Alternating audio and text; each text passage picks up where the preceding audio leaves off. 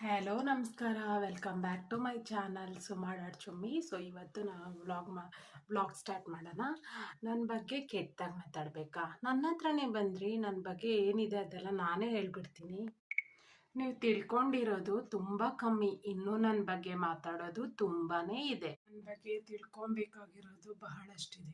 ನಾನು ಎಷ್ಟೋ ಸಂದರ್ಭದಲ್ಲಿ ತುಂಬ ಕಷ್ಟಗಳನ್ನು ಒಂಟಿಯಾಗಿ ಎದುರಿಸ್ಕೊಂಡು ಇಲ್ಲಿ ತನಕ ಬಂದಿದ್ದೀನಿ. ವಿಷಯಗಳೆಲ್ಲ ನಿಮಗೆ ಗೊತ್ತಿಲ್ಲ, ತಿಳ್ಕೊಬೇಕು. ನೀವು ತುಂಬ ಸರಿ ಪ್ರಯತ್ನ ಮಾಡಿ ಸೋತಿದ್ದೀನಿ, ದುಡುಕಿದ್ದೀನಿ, ಎಲ್ಲ ಮಾಡ್ಕೊಂಡಿದ್ದೀನಿ. ಮತ್ತೆ ಮತ್ತೆ ಪ್ರಯತ್ನ ಮಾಡ್ತಾನೆ ಇದ್ದೀನಿ. ಎಷ್ಟೋ ವಿಷಯನ ಎದುರಿಸ್ಕೊಂಡು ಇಲ್ಲಿವರೆಗೂ ಪ್ರಯಾಣ ಮಾಡಿಬಿಟ್ಟಿದ್ದೀನಿ.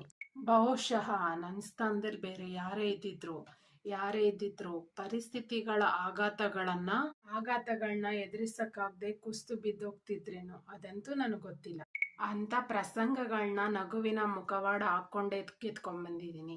ಇಷ್ಟೆಲ್ಲ ಇದ್ರೂ ನೀವು ಅನ್ಕೊಂಡಿರೋ ಅಷ್ಟೇ ನನ್ನ ಕತೆ ಅಂತ ನೀವು ಅನ್ಕೊಂಡ್ರೆ ಯೋಚನೆ ಮಾಡಿ. ನಾನು ಉತ್ತಮ ಅಂತ ಹೇಳ್ತಾ ಇಲ್ಲ, ಎಲ್ಲರೂ ನನ್ನ ಉತ್ತಮ ಅಂತ ಹೊಗಳ್ಬೇಕು ಅಂತಲೂ ನಾನು ಅನ್ಕೊಂಡಿಲ್ಲ.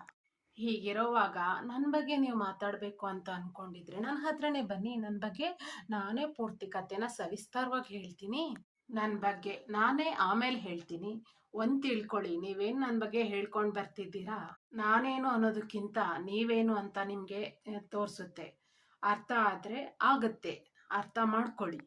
ಒಬ್ಬರ ಬಗ್ಗೆ ಈ ಗೊತ್ತಿದ್ದೋ ಗೊತ್ತಿಲ್ಲದೇನೋ ಅವ್ರ ಆತ್ಮಸಾಕ್ಷಿಗಷ್ಟೇ ಅವ್ರು ಮಾಡಿರೋ ತಪ್ಪು ಸರಿಗಳು ಗೊತ್ತಿರುತ್ತೆ. ಅವ್ರ ಬಗ್ಗೆ ನೀವು ಅವರ ಸ್ಥಾನದಲ್ಲಿ ನಿಂತ್ಕೊಂಡ್ರೂ ಮಾತಾಡೋಕ್ಕಾಗಲ್ಲ. ಆ ವ್ಯಕ್ತಿನ ದೇವರು ನೀನಿಷ್ಟು ಅನುಭವಿಸ್ಕೊಂಡು ಕಷ್ಟ ಸುಖಗಳನ್ನ ಪರಿಚಯಿಸ್ಕೊಂಡು ಬಾ ಅಂತ ಕಳಿಸಿರ್ತಾನೆ. ನೀವು ಅದನ್ನು ತಿಳಿದೇನೋ ಅವರ ಆತ್ಮಸಾಕ್ಷಿಯ ಒಂದು ಸ್ಥಾನದಲ್ಲಿ ಹೋಗಿ ನೀವು ಮಾತಾಡೋದು ತುಂಬಾ ತಪ್ಪು. ಅದು ನಿಮಗೆ ಕರ್ಮಾನುಫಲಗಳನ್ನು ಕೊಡುತ್ತದೆ. ಕರ್ಮಾನುಫಲಗಳಿಂದ ನೀವು ಕಾಡಿಸಿಕೊಳ್ಳುತ್ತೀರಾ. ದೇವರು ನಿಮ್ಮ ಯೋಜನೆಯನ್ನು ಮುಂದಿನ ಭಾಗದಲ್ಲಿ ಕರ್ಮಾನುಸಾರ ಅದನ್ನು ಬರೆಯುತ್ತಾನೆ. ಯಾರು ಕರ್ಮಫಲ ನಿಮಗೆ ಅಂಟಿಕೊಳ್ಳುತ್ತದೆ. ಯಾರ ಬಗ್ಗೆ ಏನಾದರೂ ಮಾತಾಡಬೇಕಾದ್ರೆ ಹುಷಾರಾಗಿರಿ. ಅವ್ರ ಸ್ಥಾನಮಾನದಲ್ಲಿ ಅವ್ರು ಅನುಭವಿಸ್ತಾ ಇರೋ ನೋವು ಅವ್ರಿಗೆ ಗೊತ್ತಿರುತ್ತೆ.